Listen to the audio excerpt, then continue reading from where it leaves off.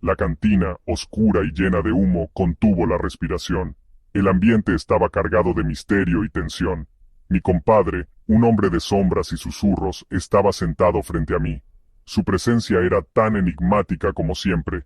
Su rostro, curtido y marcado por cicatrices, era un mapa del dolor. Cada línea contaba una historia de sufrimiento y resistencia. Lo conocía como Rafael, pero sus ojos, profundos e inquietantes, insinuaban un nombre grabado en algo más antiguo que la memoria. Eran ventanas a un pasado oscuro. Estábamos unidos por una historia compartida, una deuda de vida, una conexión que iba más allá de las palabras. Él me había salvado de un destino peor que la muerte, pero su rescate tuvo un precio. Un precio que aún no comprendía del todo. Una oscuridad se aferraba a él, una promesa susurrada en el viento. Era como si cargara con un peso invisible. Rara vez hablaba de su pasado. Sus pensamientos eran un enigma que nunca se resolvía. Persistía a su alrededor como un sudario, frío y pesado. Una presencia que nunca lo abandonaba. A veces, a altas horas de la noche, un nombre escapaba de sus labios, un susurro ahogado perdido en la oscuridad. Era un eco de su tormento. Valentina, gemía, el nombre un lamento, una maldición, un recordatorio constante de su dolor. Una noche húmeda, mientras fluía el tequila, finalmente habló, rompiendo el silencio. Su voz, áspera como la grava, pintó un cuadro de traición y dolor, una historia de amor y pérdida, de una familia robada y sueños rotos. Sus ojos, ardiendo con un fuego interior, se fijaron en un recuerdo lejano y doloroso. Habló de un hombre poderoso, un hombre que le quitó todo lo que amaba, un hombre que lo dio por muerto, abandonado en la oscuridad. Sus palabras goteaban veneno, cada sílaba, una promesa de venganza inminente. Habló de una deuda que solo podía pagarse con sangre y sufrimiento. El aire se espesó con su angustia y desesperación. Las velas parpadearon, proyectando sombras danzantes en las paredes, como fantasmas.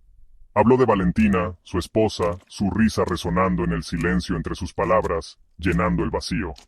Ella era la luz en su oscuridad, una luz extinguida demasiado pronto, dejando solo sombras. Los días se convirtieron en semanas, cada una más inquietante que la anterior, cada una cargada de anticipación. El aire crepitaba con la furia tácita de Rafael, como si la naturaleza misma sintiera su tormento. Eventos inexplicables plagaron el pueblo, dejando a todos en un estado de constante alerta, susurros de sombras moviéndose en la noche, como si algo oscuro acechara en cada esquina, animales encontrados desangrados, sus ojos sin vida mirando acusadoramente, como si supieran más de lo que podían decir.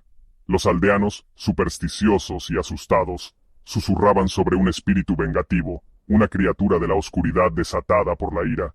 Su miedo era palpable, una sofocante manta de terror que cubría el pueblo. Yo, sin embargo, sabía la verdad, una verdad que pocos se atrevían a aceptar. No era un espíritu, sino un hombre poseído por el dolor y la venganza, un hombre que había perdido todo. Una noche, encontré a Rafael en las afueras del pueblo, mirando la hacienda en ruinas en la colina, su antiguo hogar. Una vez le había pertenecido, un símbolo de su felicidad pasada, ahora solo un recuerdo doloroso. Ahora estaba vacía, un monumento a su dolor y a los sueños rotos. Se volvió hacia mí, sus ojos ardiendo con una terrible determinación, una resolución que no podía ser disuadida. «Es hora», dijo con voz áspera, como si cada palabra fuera un clavo en su propio ataúd. La tormenta amainó cuando salimos de la hacienda. La lluvia había limpiado no solo el aire, sino también nuestras almas, aunque solo fuera por un momento. El aire, limpio por la lluvia, se sentía más ligero de alguna manera. Era como si el mundo hubiera renacido, aunque sabíamos que nuestras cicatrices permanecerían. Rafael caminaba a mi lado, su rostro grabado con una extraña mezcla de dolor y alivio. Cada paso que daba parecía liberar un peso invisible. La oscuridad que se había aferrado a él parecía haberse disipado. Sin embargo, una sombra persistente aún se cernía sobre nosotros.